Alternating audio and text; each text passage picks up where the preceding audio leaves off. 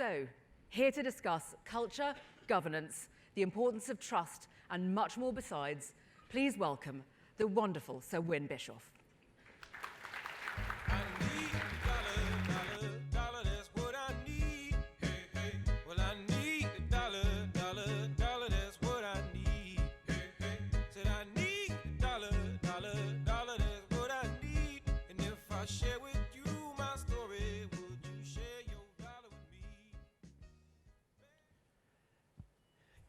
Well, thank you very much for that very nice introduction. Good morning, everyone, or should I say good day to all of you. I'm very honored to be here today to give this keynote address, and I want to thank the organizers, the Governance Institute of Australia, particularly Angie Kurian, for all the excellent arrangements involving my participation in this important conference. I love coming to this country, particularly I've done it over the last sort of 8 or 9 years. But there's always a sense of regret when I arrive. I hasten to add regret because I don't live here and I come here far too often. On the other hand, there is so much to enjoy even for a short period of time. You have, in fact, got the most wonderful country, God's own country, euphemistically mentioned sometimes. You have everything. You have open spaces, great people, wonderful food and wine, and occasionally a good cricket team. In fact, of course, more often than not, you have a very good cricket team, as we know in England. But in relation to this particular conference, I think I want to highlight the very positive business attitude that you have here, as also the very thoughtful and proactive regulation, which in relation to what we were going to be discussing today, which is respect, trust, and challenge, resonate with me not only in my executive career, but also in my non-executive appointments. First of all, I'd like to start with culture and the importance of trust. We talk quite rightly a lot about trust. Somewhat controversially, I suspect, I believe, that trust needs to be preceded by respect for business and all that business stands for. If business is not respected, then it will not be trusted. But it is very hard to secure that trust. Next month, I will step down after some 5.5 years as chairman of the Financial Reporting Council in the UK, which is the regulator for audit and promoter of governance and stewardship. That allows me and gives me an opportunity here to look back on the changes in attitude, in corporate governance, and in stakeholder engagement, as well as more broadly in regulation over that particular period. All of you will be well aware that in many parts of the world, politicians, the public, and the media have demanded regulation to be much tougher, and that regulators should be seen to be feared. Australia and the UK are no exceptions to these sentiments.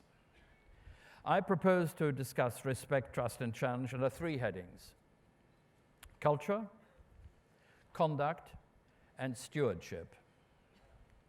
I will also want to touch on some associated aspects, such as remuneration and ESG, the board's important involvement and investment in strategy, and the role that audit plays in all of this.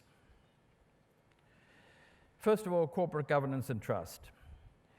During my time as chairman of the Financial Reporting Council, we have taken a number of steps to help business regain trust and respect and trust. These include publishing in July 2018 updated guidance on board effectiveness, alongside the revised Corporate Governance Code in the UK. Now, this was intended to stimulate boards' thinking on how they can carry out their role and improve their effectiveness. And by this I mean boards, not just corporate secretaries, but really the board as a whole on the basis of a deep thinking in terms of the culture that the company needs to command. The code gives best practice advice on how an effective board should manage the conflict between short-term interests and the long-term impact of its decisions, and how to address shareholder and stakeholder interests from the perspective of the long-term sustainable success of the company. That review of the Corporate Governance Code was stimulated in part by concerns that public trust in business is low, and the impression, erroneous in my view, that businesses in general don't take sufficient account of the impact they have on society and on the environment. They do, but regrettably not all of them. The decline in trust can be traced back to the global financial crisis, when banks and other financial institutions appear to have sacrificed long-term sustainable success in favor of chasing short-term shareholder returns and at the cost of the economies in those affected countries, their citizens, and of their taxpayer.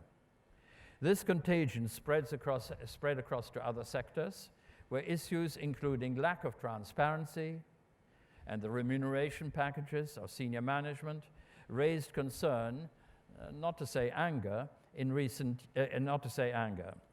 years, even in what is simplistically described as the real economy, a number of corporate failures have significantly affected customers, employees, and suppliers. Worse, as far as the public is concerned, senior management and executives have been immune to and controversially not punished for the effects of these failures. The Code emphasizes the importance of building trust by forging strong relationship with key stakeholders. Boards should be more transparent about their pay policies and how they link them to the company culture and behaviors. The Code also introduces alternatives for engaging with the workforce. Employees should be assured that their views have been noted and how they have been dealt with. The new Corporate Governance Code in the UK is shorter and sharper than its predecessors, a practical objective I set to our management. It places emphasis on boards taking account of the interests of all key stakeholders. In doing so, it emphasizes the importance of long-term value creation and a culture that supports that longer-term vision. Now, I'm not going to talk here. I think there's going to be a panel later on in relation to the whole stakeholder as against shareholder imperative. The Code requires boards to decide what type of behaviors and culture they wish to promote in order to deliver their business strategy. Since behaviors and values must run through the whole of the organization, that requires advocacy and monitoring by the board. Let me here make some comments about audit and its regulation, because it touches on culture. The audit market in the UK is under particular scrutiny, and I believe it is under scrutiny here too. There are 3 separate but linked reviews in the UK, one completed, one in its final stages, and the third to be completed by December. Sir Donald Brydon, a former chair of the London Stock Exchange and a director of a number of prominent companies, is undertaking a review into the future of audit and how best to close the expectation gap of what users of companies' accounts want to see audit do, what the public expects audit to do, and what auditors can do in reality. Opinion on these 3 areas differ markedly. Secondly, the Competition and Markets Authority, which is the UK competition regulator, has launched a consultation about how to improve competition in the audit market, or how to deal with the very high concentration in the audit market. I happen to think that it's firms, whether it's the Big 4, the Big 8, or whatever it is, compete, but it's high concentration at the top 4, which is the concern. Thirdly, and of most relevance to us at the FRC, was the review by Sir John Kingman of the FRC itself and of audit regulation. He published his recommendations last December. They included more powers for the FRC as a regulator and for the FRC to transition to a new body called the Audit, Reporting and Governance Authority, ARGA. Sir John recommended that the new authority should develop a robust market intelligence function to identify emerging risks, Rather than largely look at the immediate past year, it should look forward. It should also promote competition in the market for statutory audit services, and it should help advance innovation and demand continuous quality improvements. The availability and thoughtful use of new technology should be a help in some of these areas. A number of stakeholders suggested to the Kingman Review that there is a case for introducing in the UK something similar to the Sarbanes-Oxley regime in the United States, specifically relating to internal controls. I call it SOX Light. This would provide assurance around internal controls. The pros and cons of such a regime should at least be considered and then consulted upon, paying special attention to proportionality. On a personal note, I was a chairman of an audit committee in the United States just at the time of the introduction of SOX, and I have to say, as a non-executive director and as chairman of the audit committee, I found SOX quite useful. It was expensive, certainly, but I think many improvements have been made which have reduced the costs.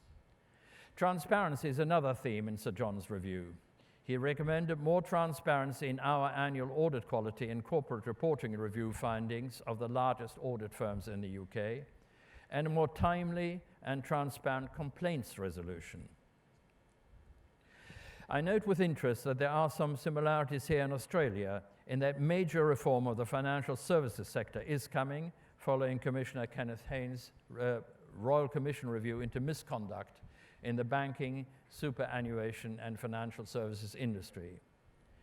This envisages changes in the Australian Prudential Regulation Authority, including new powers for the regulator, and very similarly we've done the same in the United Kingdom. Culture was as prominent a theme of Commissioner Haynes' report as it was of Sir John Kingman's report.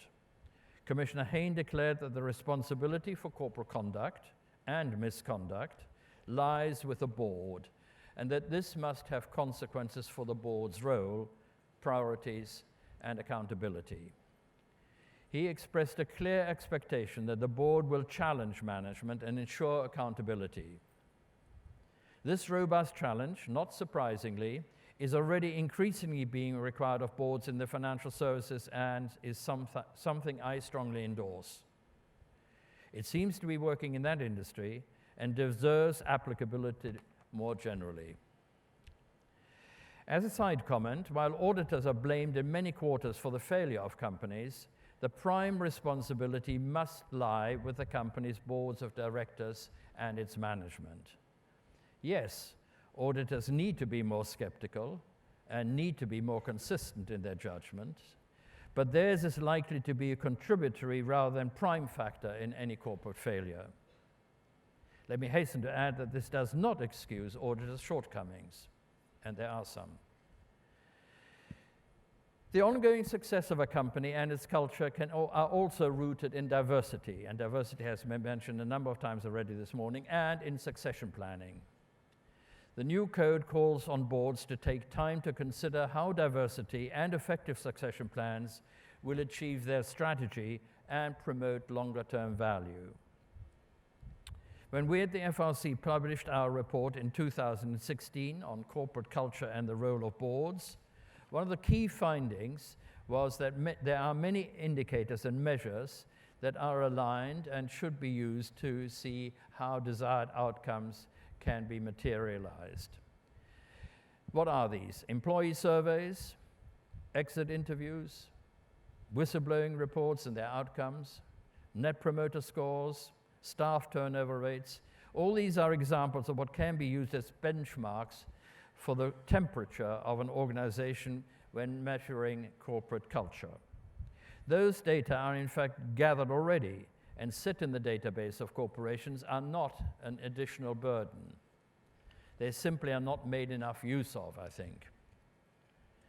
Overboarding, where directors take on too many roles, length of service, board refreshment, succession planning and diversity are also addressed in the new code. The chair's length of service should be limited, we felt, as did investors to an overwhelming degree. Subject to our comply or explain regime, we propose that the chair's maximum tenure as a director should be the same as that of non-executive directors. That is restricted to 9 years. A limited extension was envisaged if, for example, a longer appointment were required to support the company's succession plan and diversity policy. I can tell you, and you might not be surprised, that this recommendation, which was very much applauded by shareholders, caused more anxiety amongst chairmen than any other. Diversity has gained momentum over the recent years, but it isn't the only big issue to do so. Climate reporting and environmental, social, and governance factors have also been the focus of attention. The Financial Reporting Council's Financial Reporting Lab, a type of experimental, non-judgmental sandbox, which speaks to investors and companies and highlights and promulgates market-led best practice, has recently been looking at the ways in which companies disclose this range of factors. Whether they're called ESG, pre-financial information, wider metrics, non-financial or extra-financial, it is clear that they play an increasingly important role in investor decision-making. Many investor participants in our recent lab projects have noted that boards and management gain credibility when they're willing to discuss and disclose what they're doing in the area of ESG. At present, investors feel they do not get enough information on how boards decide on their company's sustainability topics. Qualitative information, they say, is all well and good, but investors have asked for more data and for an indication of which non-financial metrics are being monitored and managed. One particular area in which this call has become louder more recently is climate change. It is a defining issue of our time, and just reading the papers this morning, it is here too in Australia.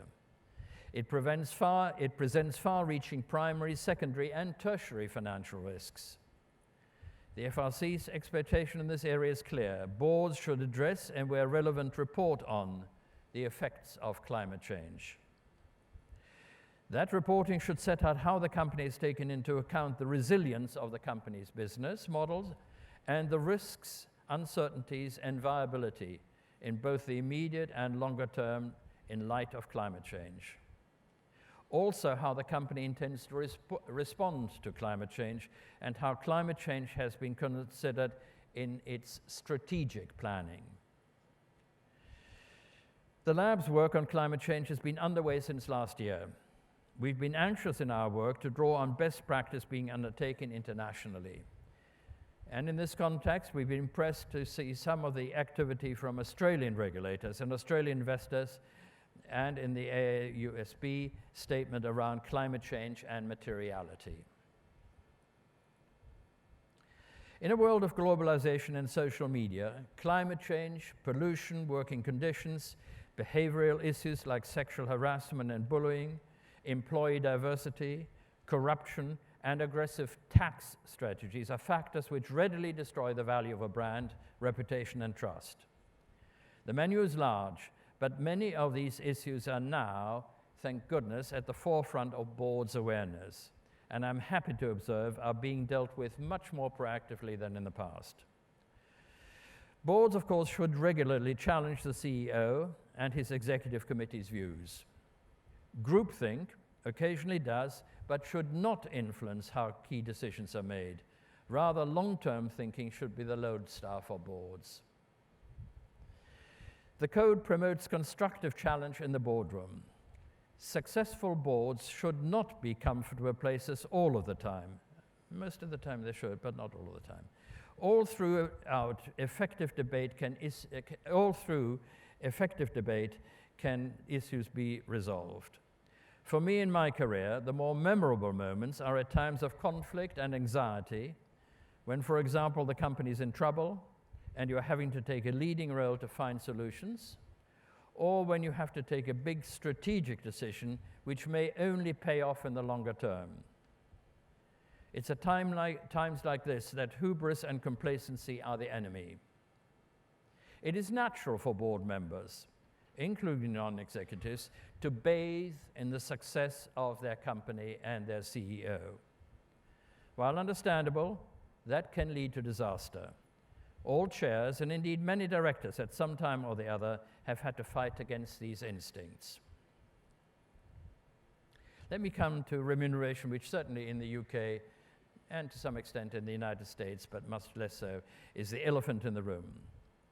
Remuneration and public and shareholder reaction to it are clearly critical areas in many parts of the world. The FRC has used the recent update of the UK Corporate Governance Code to strengthen the role of the Remuneration Committee. While committees continue to have delegated responsibility for designing and determining remuneration for the board and senior management, they also have a role in advising the board in respect of wider workforce policies on rewards and incentives. That includes advice even on what we might think of as tangential rewards, highlighted recently in the UK in the debate on the very generous terms and conditions of pensions for senior management as compared to those of the workforce in general.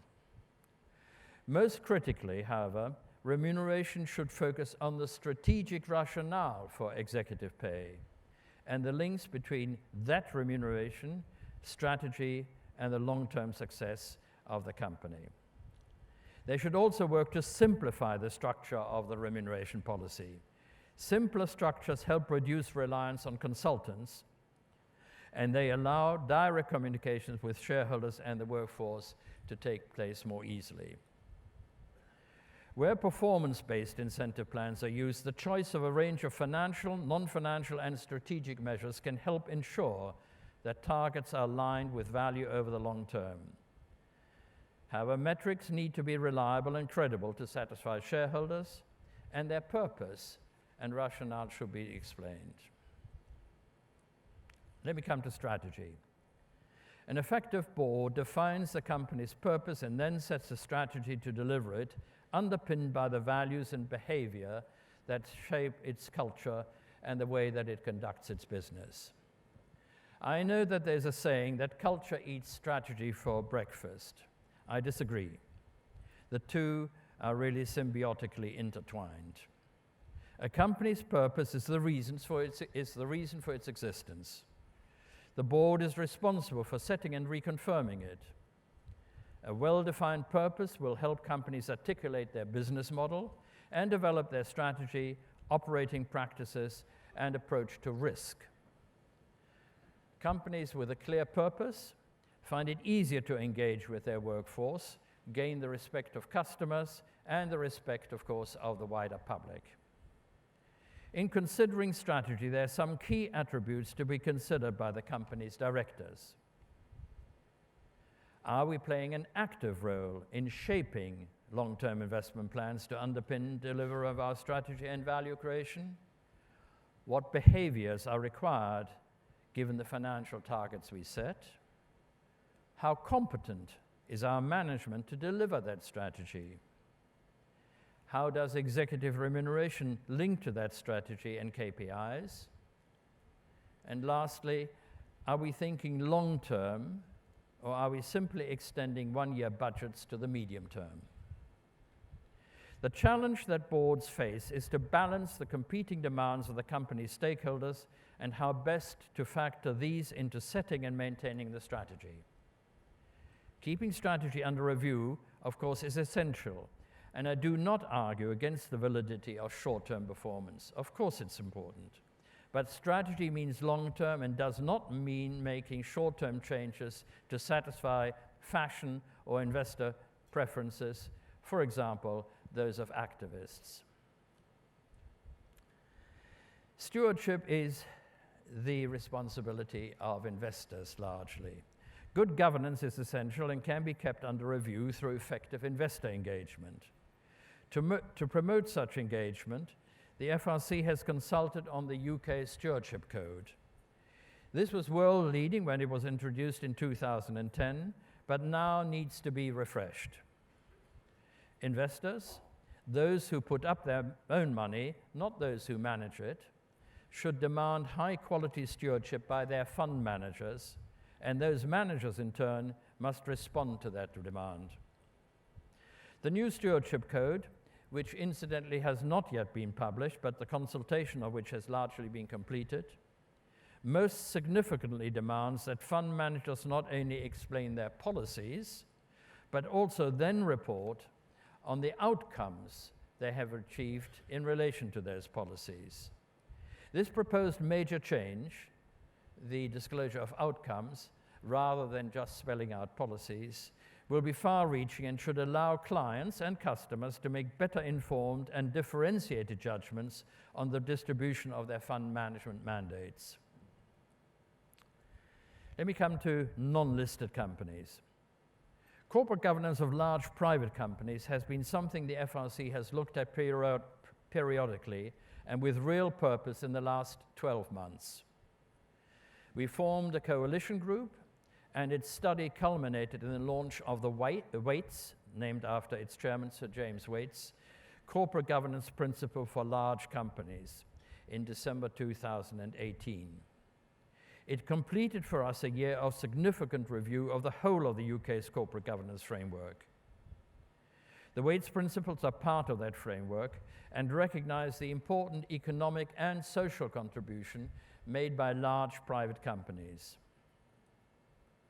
The coalition group considered and included some aspects thought to be essential for publicly listed companies, such as the importance of company culture and purpose, a diverse board, a dialogue with wider stakeholders.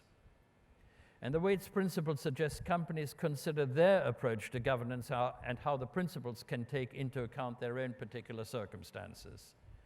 They should not be reluctant to copy what they consider best from publicly listed companies. The principles are not intended to be a burden, but an opportunity to showcase what private companies are doing and to demonstrate the vital role that they play in our society. These companies make an enormous contribution in terms of turnover, tax, and jobs. They do so not just in the UK, but in many other countries, including Australia. The Waits principles happily also create a platform for greater prominence in the overall narrative about a country's openness to business and investment.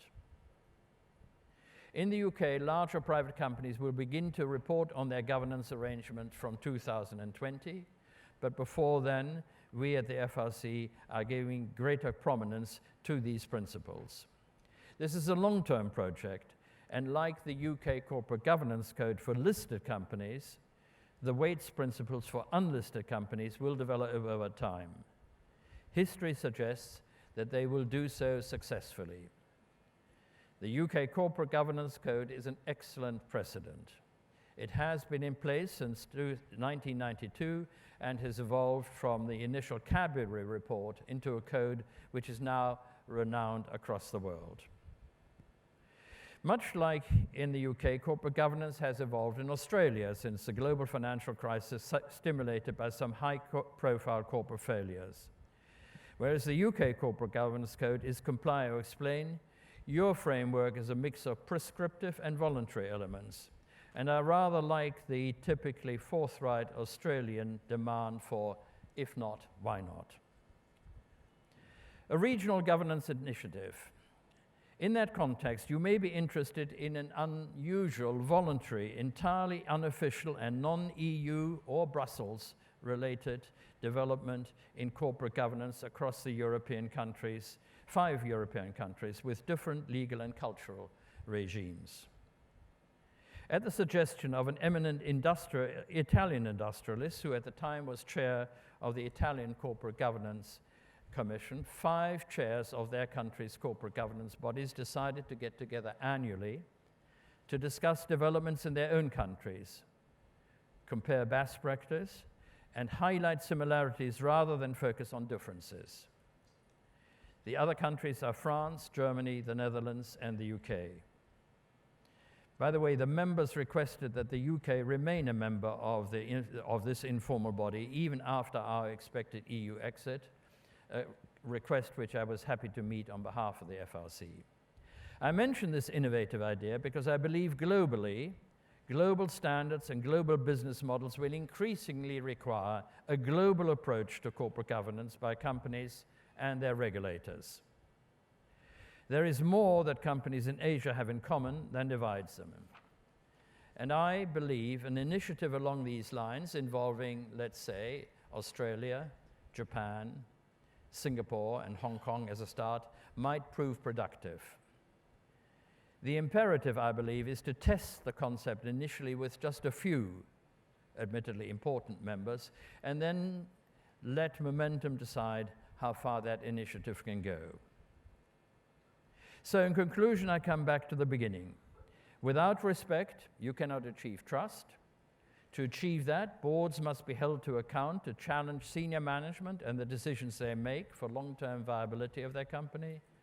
And for this challenge to work, it has to be realized that culture is an important factor in business success. Thank you very much for listening, and I hope you enjoy the rest of this conference.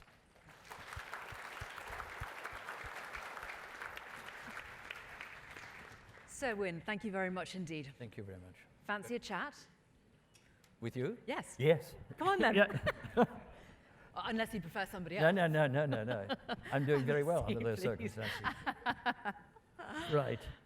Thank you so much for sharing your invaluable insights with us and giving us a small glimpse into your vast trove of experience. We certainly covered a lot of ground there. It's hard to know really where to pick up because, we did cover so much. But I suppose, since we've been talking so much about culture and regaining the public's trust and all that sort of thing, I suppose I'd just like to ask you to quantify for us what sort of shift you're seeing businesses make, whether they're really committed and whether it's happening in any sort of meaningful way. I think very often business is reactive rather than proactive. Some of us are proactive, but on the whole, we react to things, boards react to things.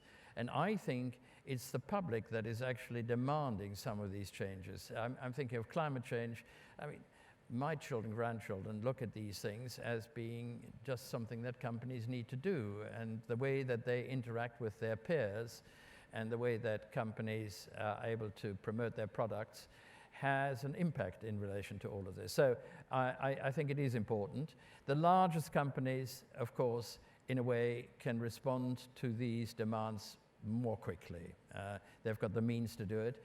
But I think that has always been thus, and I think smaller companies follow. There's an emulation factor. So I'm actually quite hopeful about this, and I don't really want to take away from this idea that, which, as I say, is going to be discussed later, in relation to shareholder primacy as against stakeholder primacy. I think they both have a role to play. I'm now going to take a question that's been coming in, a whole lot of them actually coming in on the app. And then afterwards, if anybody has a question in the audience, we'll go to you. But for now, I want to take our question from J. Lakshmi Narayanan, who says, operational issues impact culture and pose high risk for the board. How do we ensure the balance of operational reporting versus the helicopter view that boards need to take? It's, thank you very much. That's a really important question. It's a really important question in the financial services industry in particular, but more widely, and that is how can boards satisfy themselves that operational resilience, operational attitudes are correct. It's a difficult question because I don't want boards, most of us don't want boards to be involved in the minutiae.